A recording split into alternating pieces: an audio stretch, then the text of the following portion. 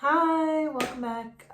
Today I'm talking about whether or not mental illness is hereditary. And the answer is I don't really know. But I'm going to get into that and probably shoot off on some other topics. I don't know. Anyway,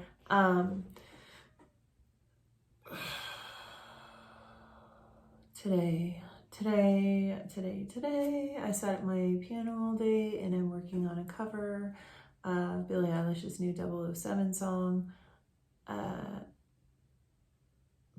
I haven't fully learned it yet, so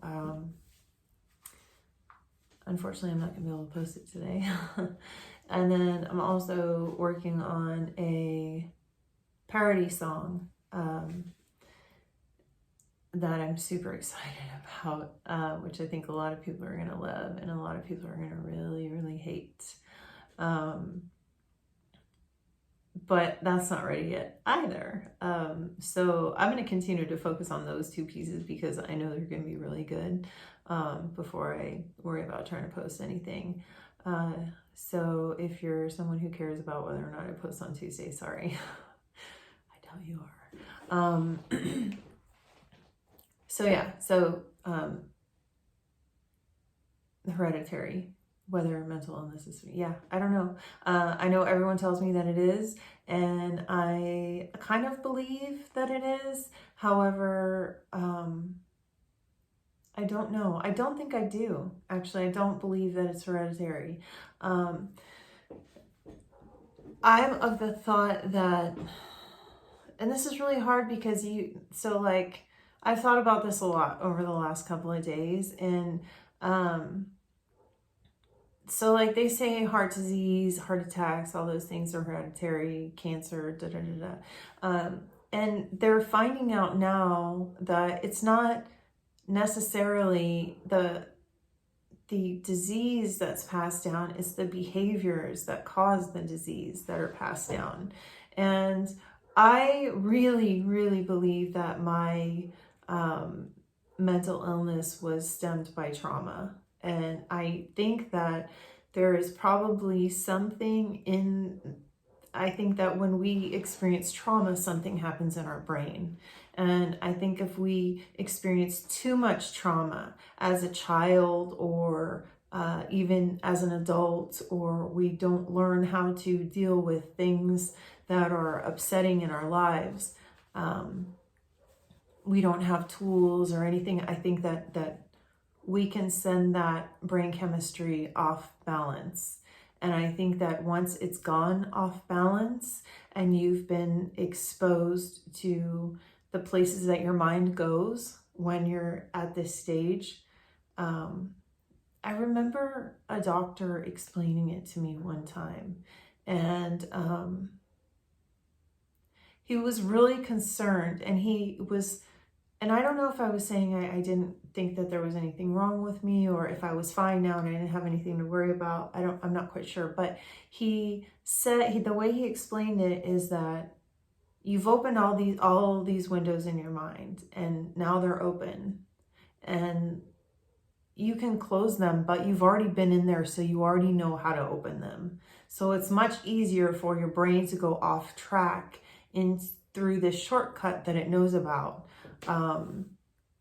So that's the way he kind of explained it to me. At least that's what I remember. And I know I was only like 17 at the time, but I think for me, a lot of like all of my like super hardcore delusions were based on realities that I faced in my life. And one of my delusions in particular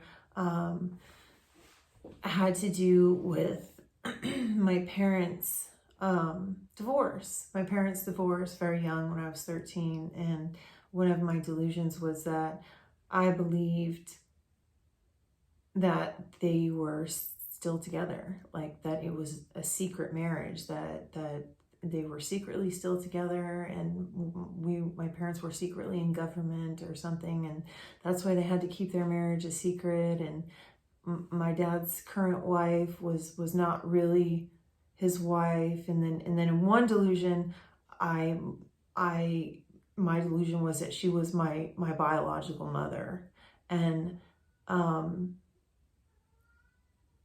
believe my stepmom was my biological mother, and I know it's because like that's like, maybe that's part of fantasy. I had a very, very traumatic upbringing and relationship with my biological mother, and it doesn't exist anymore today, but it's really bad, and I'll probably talk about it more in the future, but yeah, my delusions stemmed from these traumas, and that just kind of gives me evidence that these were deep-rooted issues that were causing severe pain and anguish in my life, and they kind of manifested into this explosion of psychoses, and the things that I was holding on to in my psychoses, kind of what I believe was driven by it was the things that I had been through. So yeah, those are my thoughts on whether or not it's hereditary. As far as people having kids, when they have a severe mental illness like myself, or even a mild mental illness, and whether people want to decide whether or not to give birth to biological children and take that risk, that's up to them. You know, everybody has a right to believe what they have the right to believe. Personally, I don't have children because I had so many episodes in my life that I never really had time to do that. And then also when I, with the way that I've gone off the rails and my family has reacted to me and my siblings have reacted to me, I don't think that I could be a mother. So yeah, kind of sad, but yeah. Anyway, tomorrow I'm going to talk about mental illness and how it's displayed in the media, because that's something I've wanted to talk about for a long time, and it really pisses me off. Anyway, have a great day. See you next time. Bye. I'm such a dork, I know.